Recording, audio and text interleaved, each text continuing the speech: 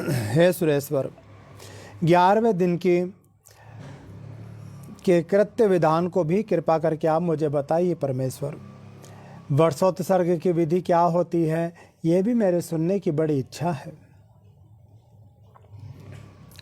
भगवान कहने लगे, हे गरुड़, 11वें दिन प्रातः काल ही जलाशय पर जाकर प्रयत्न पूर्वक सभी औधर्व देही क्रिया करनी चाहिए।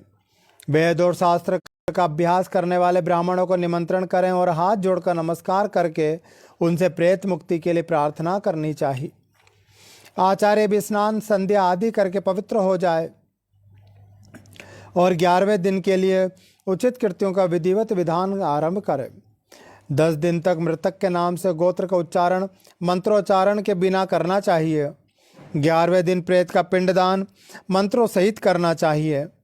हे गरुड़, स्वर्ण से भगवान विष्णु की, चांदी से ब्रह्मा जी की और तांबे से रुद्र यानी शंकर भगवान की और लोहे से यम की प्रतिमा बनानी चाहिए।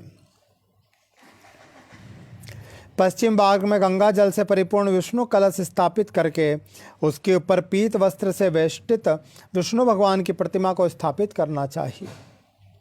पूर्व दिशा में दूध और जल से भरा ब्रह्म कलश स्थापित करके उस पर श्वेत वस्त्र से वेष्टित ब्रह्मा की स्थापना करें। उत्तर की दिशा में मधु और घृत से परिपूर्ण रुद्र कुंभ की स्थापना करके रक्त वस्त्र वेष्टित रुद्र की प्रतिमा के ऊपर स्थापित करें। दक्षिण दिशा में वर्षा के जल से परिपूर्ण यम के घट की स्थापना करनी चाहिए और काले वस्त्रों से वेष्टित करके उसके ऊपर यम की प्रतिमा को स्थापित करना चाहिए। उसके मध्य में एक मंडल बनाकर उसके ऊपर कुश से निर्मित कुशमय प्रेत की प्रतिमा स्थापित करें और दक्षिणाभिमुख एवं अपसव्य होकर तर्पण करें, अर्थात दक्षिण में मुंह करके बैठ जाएं और पितरों का नाम से तर्पण करना चाहिए। ब्रह्मा विष्णु और शिव धर्मराज का बंद में वेद मंत्रों द्वारा तर्पण करें। तब होम करने के अंतर श्राद्ध एवं 10 घट आदि का दान करें। तदंतर पितरों को तारने के लिए गोदान करें। गोदान के समय, हे माधव, यह गौ मेरे द्वारा आपकी प्रसन्नता के लिए दी जा रही है, इस गोदान से आप प्रसन्न होवें, ऐसा कहें। प्रेत के द्वारा उपभुक्त आभूषण, वस्त्र, वाहन तथा घृत यानी घी से पूर्ण कांस्य का पात्र, सप्तधान और प्रेत के लिए लगने वाली वस्तुएं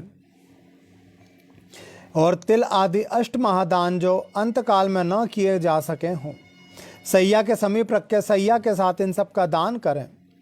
ब्राह्मण के चरणों को धोकर वस्त्र आदि से उनकी पूजा करें और मोदक, पुआ, दूध आदि पकवान उन्हें प्रदान करें। तब पुत्र सैया के ऊपर स्वर्णमयी प्रतिमा स्थापित करे और उसकी पूजा करके यथाविधि मृत सैया का दान करे। सैया दान के समय इस मंत्र को पढ़ें, हे विप्रा, प्रेत की प्रतिमा से युक्त और सभी प्रकार के उपकरणों से समन्वित ये प्रेत सैया मैंने आपको निवेदित की है। इस प्रकार पढ़ के कुटुंबी ब्राह्मण आचार्य को वे सैया प्रदान करनी चाहिए। इसके बाद प्रदक्षिणा और प्रणाम करके विसर्जन करना चाहिए। इस प्रकार सैया दान, नमक आदि श्राद्ध तथा व्रतोत्सर्ग का विधान करने से प्रेत परम गति को प्राप्त हो जाता है। 11वें दिन विधि पूर्वक हीन अंग वाले रोगी, अत्यंत छोटे बड़े बछड़े को छोड़कर सभी शुभ लक्षणों से युक्त वृक्ष यानी बेल का विधि पूर्वक दान करना चाहिए। ब्राह्मण के उद्देश्य से लाल आँख वाले, पिंगल वर्ण वाले, लाल सिंग, लाल गला और लाल खुर वाले, सफ़ेद पेट तथा काली पीठ वाले वृषभ का दान करना चाहिए।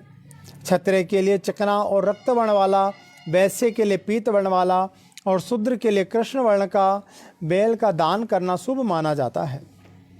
जिस वृषभ का सर्वांग पिंगल वर्ण का हो तथा पूंछ और पैल सफ़ेद हो, वह पिंगल वर्ण का वृषभ पितरों की प्रसन्नता को बढ़ाने वाला होता है, ऐसा कहा जाता है। जे वृषभ के पैर, मुख और पूंछ श्वेत हो तथा शेष शरीर लाख के समान वर्ण हो, वह नील वृषभ कहा जाता है। जो वृषभ रक्त वर्ण का हो तथा जिसका मुख और पूछ पांडुर वर्ण का हो तथा खुर और सिंग पिंगल वर्ण के हो, उसे रक्तन नील वर्ण का वृक्ष कहा जाता है।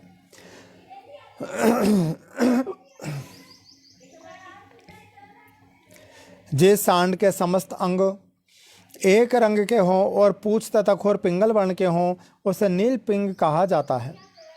वह पूर्वजों को उद्धार करने वाला होता है। जो कबूतर के समान रंग वाला है, जिसके ललाट पे तिलक से आकृति हो और सर्वांग सुंदर हो, वह प्रभु नील वृषभ कहा जाता है। जिसका संपूर्ण शरीर नील वर्ण का हो और दोनों नेत्र रक्त वर्ण के हों, उसे महानील वृषभ कहा जाता है। इस प्रकार नील वृषभ 5 प्रकार के होते हैं। वृक्ष का संस्कार करके उसे अवश्य मुक्त कर देना चाहिए। उस वृक्ष को, उस सांड को घर में नहीं रखना चाहिए। इसी प्रकार लोक में एक पुरानी कथा प्रचलित है। बहू से पुत्रों की कामना करनी चाहिए तथा उनमें से कोई एक गया जाए अथवा गोरी कन्या का कन्यादान करे या नील वृक्ष का उत्सर्ग करे। जो पुत्र व्रतोत्सर्ग करता है और गया में श्राद्ध करता है, वही पुत्र है। अन्य पुत्र तो विष्ठा के समान होते हैं।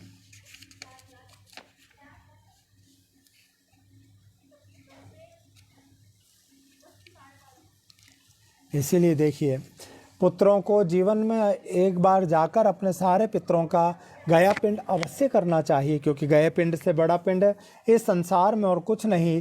जो जीव गया जी में जाके अपने पितरों का, अपने पूर्वजों के लिए पिंड करता है, वो पितर सदा इस मोह माया आदि सांसारिक चक्र से मुक्त होकर भगवान के परम धाम को गमन कर जाते हैं। जिसके जो कोई पूर्वज रोरक आदि नरक में यातना पा रहे हों, 21 पीढ़ी के पुरुषों सहित वर्षोत्सर्ग करने वाला पुत्र उनको तार देता है। स्वर्ग में गए हुए पितर भी इस प्रकार वर्षोत्सर्ग की कामना करते हैं। हमारे वंश में कोई ऐसा पुत्र होगा जो हमारा वर्षोत्सर्ग यानी पूरे 12 महीने की जो क्रिया को करता है, उसके द्वारा किए गए वर्षोत्सर्ग हम सब परम गति को प्राप्त हों। हम लोगों को सभी यज्ञों में श्रेष्ठ वृक्ष यज्ञ मोक्ष देने वाला हो। इसलिए पितरों की मुक्ति के लिए यथोक्त विधान से सभी प्रयत्न पूर्वक वर्षोत्सर्ग करना चाहिए। ग्रहों की ततत मंत्रों से स्थापना और पूजा करके होम करें तथा शास्त्र अनुसार वृषभ की माता गौओं की पूजा करें। बछड़े और बछड़ी को ले जाकर उन्हें कंकण बांधे हुए और वैवाहिक विधान की विधि अनुसार स्तंभ में बांध दें। फिर बछड़ा और बछड़ी को रुद्र कुंभ के जल से स्नान कराएं। गंध और माल्य से सम्यक पूजा करके उसकी प्रदक्षिणा करें। तदंतर वृक्ष के दक्षिण भाग में त्रिशूल और वाम पार्श्व में चक्र चिन्हित करें। तब उसे छोड़ते हुए हाथ जोड़कर पुत्र इस मंत्र को पढ़े। पूर्व काल में ब्रह्मा के द्वारा निर्मित तुम वृक्ष रूपी धर्म हो। तुम्हारे उत्सर्ग करने से तुम भवान वर्ण का पार लगा दो। इस मंत्र से नमस्कार करके बछड़ा और बछड़ी को छोड़ देना चाहिए। भगवान विष्णु कहते हैं, इस विधि से जो वर्षोत्सर्ग यानी बैल और सांड का दान करता है, तो उससे सदा मैं वर प्रदान करता हूँ और उस प्रेत को मैं मोक्ष को प्राप्त करा देता हूँ। अतः वर्षोत्सर्ग के कर्म अवश्य करना चाहिए। जीवित अवस्था में भी वृक्षोत्सर्ग करने का यही फल प्राप्त होता है। पुत्रहीन मनुष्य तो स्वयं अपने वृषोत्सर्ग करके सुखपूर्वक परम गति को प्राप्त कर देता है।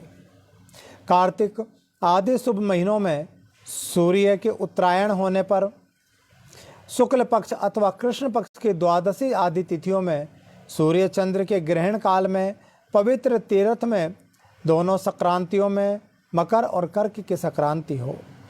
विषुवत संक्रांति मेष और तुला में वृषोत्सर्ग अवश्य करना चाहिए।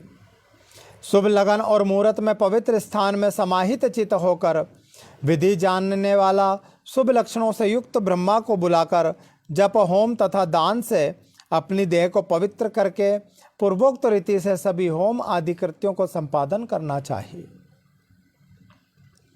शालिग्राम भगवान की स्थापना करके वैष्णव श्राद्ध को करना चाहिए।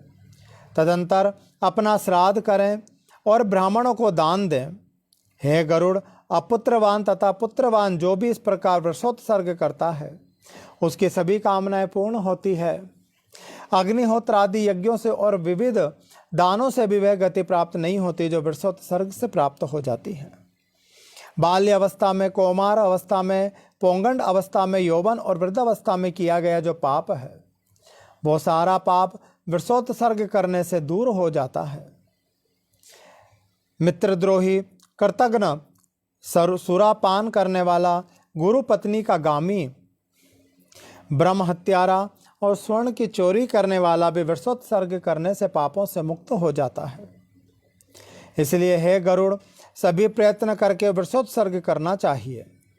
तीनों लोकों में वृषोत्सर्ग के समान कोई पुण्य कार्य नहीं है। पति और पुत्र वाली स्त्री यदि उन दोनों के समान सामने मर जाए तो उसे उद्देश्य से वृषोत्सर्ग नहीं करना चाहिए, अपितु उसके लिए तो दूध देने वाली गौ माता का दान करना चाहिए। हे गरुड़, जो व्यक्ति वृषभ को कंधे अथवा पीठ पर भार ढोने के काम में प्रयोग लेता है वह प्रलय प्रयत्न तक घोर नरक में निवास करता है। जो निर्दयी व्यक्ति मुक्के अथवा लकड़ी से वृषभ को मारता है वह एक कल्प तक यम यातना को सहन करता है। इस प्रकार वृषोत्सर्ग करके सपिंडीकरण के पूर्व 66 श्राद्धों को यानी 16 दिन के श्राद्धों को करना चाहिए।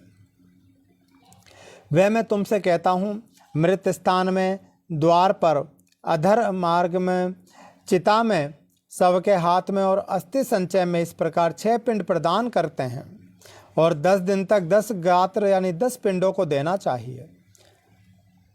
यह प्रथम मलिन षोडशी श्राद्ध कहा जाता है और दूसरा मध्य में किया जाने वाला मध्यम षोडशी कहा जाता है। अब उसके विषय में भगवान गरुड़ जी महाराज को कहते हैं, हे गरुड़, मध्यम षोडशी में पहला पिंड भगवान विष्णु को, दूसरा भगवान शंकर को और तीसरा सपरिवार यम भगवान को प्रदान किया जाता है।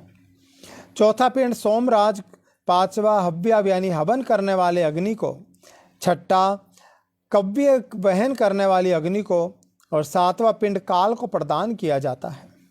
8वां पिंड रुद्र को, 9वां पुरुष को, 10वां प्रेत को और 11वां पिंड विष्णु को प्रदान करें। 12वां पिंड ब्रह्मा को, 13वां विष्णु को, 14वां शिव को, 15वां यम को और 16वां पिंड तत्पुरुष के उद्देश्य से करना चाहिए। हे गरुड़, तत्वविद लोगों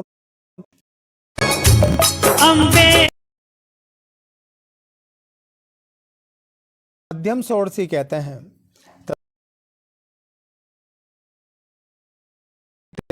तदंतर प्रतिमास के 12 पक्षीय, त्रिपाक्षिक, उर्णसामासिक और उर्णाब्दिक इन श्राद्धों को उत्तम षोडशी कहा जाता है। अब इसके विषय में मैं तुम्हें बताया है। हे गरुड़, इनको 11वें दिन चरु बनाकर करना चाहिए। ये 48 श्राद्ध प्रेतत्व को नष्ट करने वाले हैं। जिस मृत के उद्देश्य से 48 श्राद्ध किए जाते हैं वे पितरों की पंक्ति में खड़े होने योग्य बन जाता है। इसलिए पितरों की पंक्ति में प्रवेश करने के लिए उसे षोडशत्रयी, मलिन, मध्यम और उत्तम षोडशी करनी चाहिए।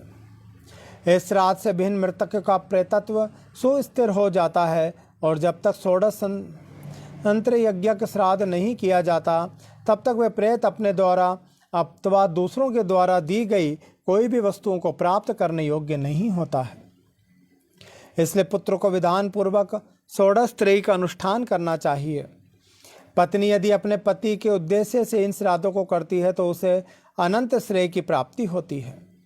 जो स्त्री अपने मृत पति की और्ध्वदेही क्रिया यानी वार्षिक श्राद्ध और महीने के श्राद्ध को करती है वह मेरे द्वारा सती कही गई है। जो स्त्री पति के उपकारार्थ पूर्वोक्त श्राद्ध का अनुष्ठान करने के लिए जीवन धारण करती है और मरे हुए अपने पति के श्रद्धादि रूप से सेवा करती है वह पतिव्रता कहलाने की अधिकारी हो जाती है और उस स्त्री का जीवन सफल हो जाता है। यदि कोई प्रमाद से, आग से जलकर अथवा जल में डूबकर मरता है उसके सभी संस्कार यथाविधि करने चाहिए। यदि प्रमाद से, स्वेच्छा से अथवा सर्प के द्वारा मृत्यु हो जाए तो दोनों पक्षों की पंचमी तिथि को नाग की पूजा करनी चाहिए। पृथ्वी पर पीठी से फण की आकृति वाले नाग की रचना करके श्वेत पुष्पों तथा सुगंधित चंदन से उसकी पूजा करनी चाहिए। धूप और दीप देना चाहिए। तांडुल और तिल चढ़ाना चाहिए। कच्चे आटे का नैवेद्य और दूध अर्पित करना चाहिए। शक्ति के अनुसार स्वर्ण का नाग और गौ ब्राह्मण को दान करनी चाहिए। तदंतर हाथ जोड़कर नागराज प्रसन्न हो, इस प्रकार करना चाहिए। पुनः उन जीवों के उद्देश्य से नारायण बलि की क्रिया जरूर करनी चाहिए। ऐसा करने से मृत व्यक्ति सभी पातकों से मुक्त होकर स्वर्ग को प्राप्त हो जाते हैं। इस प्रकार संपूर्ण क्रिया करके 1 वर्ष तक अन्न और जल से सहित घट का दान करना चाहिए अथवा संख्या अनुसार जल के सहित पिंड दान करना चाहिए। इस प्रकार 11वें दिन श्राद्ध करके समपिंडीकरण करना चाहिए और सूतक बीत जाने पर सैया दान और पाद दान करना चाहिए। इस प्रकार ये 11 दिन के भगवान गरुड़ जी महाराज को विधि का वर्णन करते हैं। इसलिए जीव को अपने मृत जीव के लिए या पूर्वजों के लिए ये 16 दिन का पिंड अवश्य देना चाहिए। इति श्री गरुड़ पुराण सौरद्वार एकादश महाविधि रूपेण नाम तदोध्याय। बोली बैकुंठनाथ भगवान की जय। मंगलम भगवान। पुत्र को विधान पूर्वक आटे का नैवेद्य और दूध अर्पित करना चाहिए। शक्ति के अनुसार स्वर्ण का नाग और गौ ब्राह्मण को दान करनी चाहिए। तदंतर हाथ जोड़कर नागराज प्रसन्न हो, इस प्रकार करना चाहिए। पुनः उन जीवों के उद्देश्य से नारायण बलि की क्रिया जरूर करनी चाहिए। ऐसा करने से मृत व्यक्ति सभी पातकों से मुक्त होकर स्वर्ग को प्राप्त हो जाते हैं। इस प्रकार संपूर्ण क्रिया करके 1 वर्ष तक अन्न और जल से सहित घट का दान करना चाहिए अथवा संख्या अनुसार जल के सहित पिंड दान करना चाहिए। इस प्रकार 11वें दिन श्राद्ध करके समपिंडीकरण करना चाहिए और सूतक बीत जाने पर सैया दान और पाद दान करना चाहिए। इस प्रकार ये 11 दिन के भगवान गरुड़ जी महाराज को विधि का वर्णन करते हैं। इसलिए जीव को अपने मृत जीव के लिए या पूर्वजों के लिए ये 16 दिन का पिंड अवश्य देना चाहिए। इति श्री गरुड़ पुराण सौरद्वार एकादश महाविधि रूपेण नाम तदोध्याय। बोली बैकुंठनाथ भगवान।